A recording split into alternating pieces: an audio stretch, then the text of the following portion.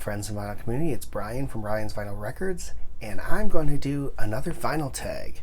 This is a new one, a country music vinyl tag that was started by another fat bearded man talking about records. That's the channel name. And I found it through Mazzy. He had posted this, and so I thought that sounded pretty fun. I should try and do this. So I'm going to do this vinyl tag. If you want to know more, click the link below.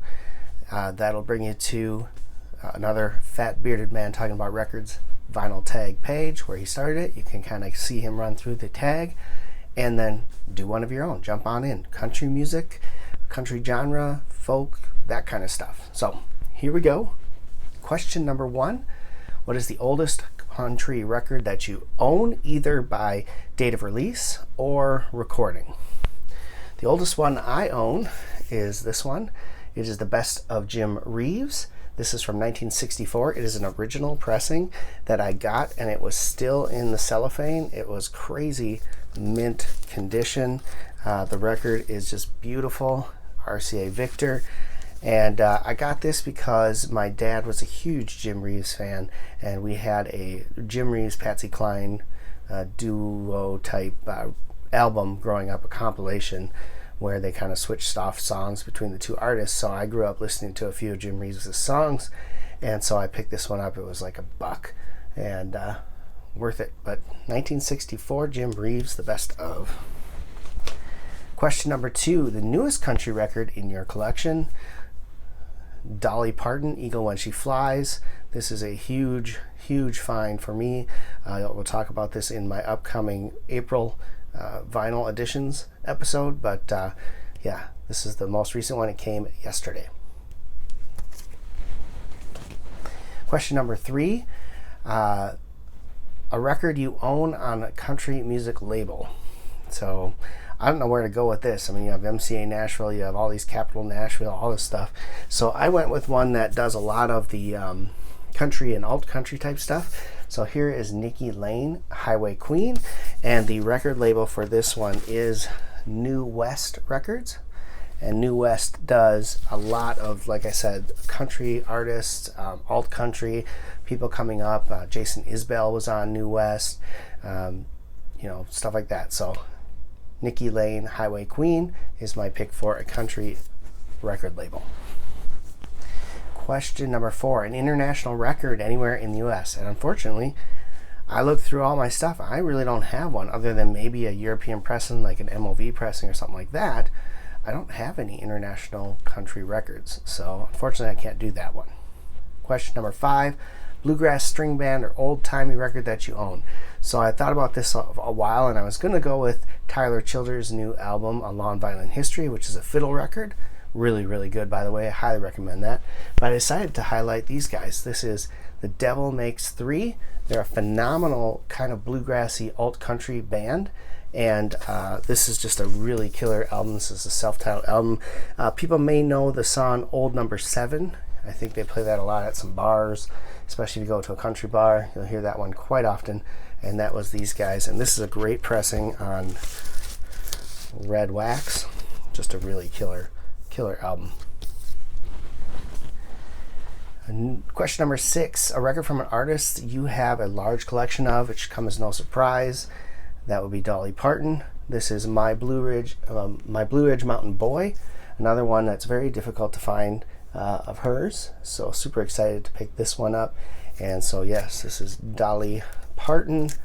I believe this is a early pressing of this album, but fantastic. So I have a ton of Dolly Parton. I thought maybe my Willie Nelson collection would give it a run for its money, but not even close. Question number 7, a live country record that you own. I went with Leanne Rimes, Live at Groon Hall. This is a great record. This came out on Record Store Day a couple years back, I believe. And yeah, just a fun, intimate live set from Leanne Rimes. So that's the one I chose for that. Question number 8, a country box set or collection. This should come as no surprise as the pick, as I drop everything in it. But Garth Brooks's Legacy. This was releasing 5 of his albums on vinyl for the first time, really. And well, some of them for the first time, some of them had been before.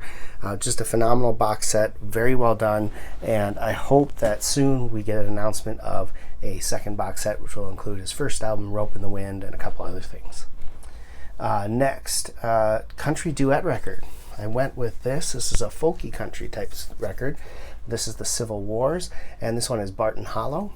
Civil Wars are fantastic.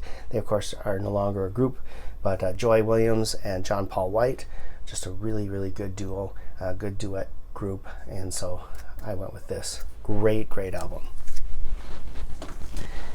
Up next is a country record you would recommend to someone new to country. So I got two of them for this one. The first one, Sturgill Simpson, Better Modern Sounds in Country Music. This is an absolutely fantastic, fantastic album. It's very old school, rootsy country, and he's amazing because he does all sorts of stuff. His first two records have that really old school country sound. His next record kind of delves into a little more of psychedelic country, and his third one is complete psych rock type music, and his newest ones are bluegrass and things like that. So just a killer artist, absolutely phenomenal, and this one I would recommend people listening to. The other one I would recommend is more in that classic country realm. This is Tyler Childers, absolutely phenomenal artist. This is Country Squire, and it is so good. This was my pick for best album of 2019, and yeah, just phenomenal. Next up, a favorite country album cover. I love this cover. This is Cody Jinks, and this is The Wanting. I'm a huge fan of Wolves, and this cover is just absolutely so well done. And this is a double album. This is The Wanting and then After the Fire in one package, and both records are absolutely fantastic. Another artist I would highly recommend. Very old school country sound. Cody Jinks was a hard rock metal singer and then decided to go on his own and do country music. Crazy stuff. Good stuff. Up next, show a country 7 or 12 inch. I went with Joy Williams. This is Front Porch, a really good album. And then this was the single that they dropped before it came out. So this is a little 7-inch single of Front Porch with This Side of Heaven as the B-side.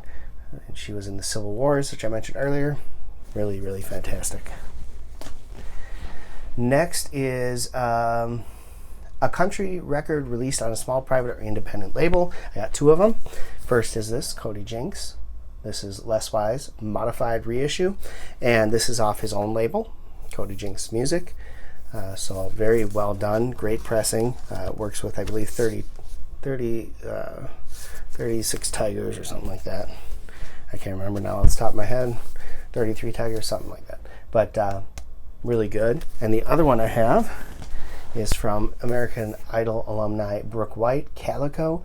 This was her most recent album. She released on her own record label, June Baby Records, in coordination with Novato. And I think that is also one of her labels. But yeah, just a really, really good album and a really cool release on yellow vinyl. Next is a country music grail that you were happy to find. Man, Wynonna Judd's debut solo album.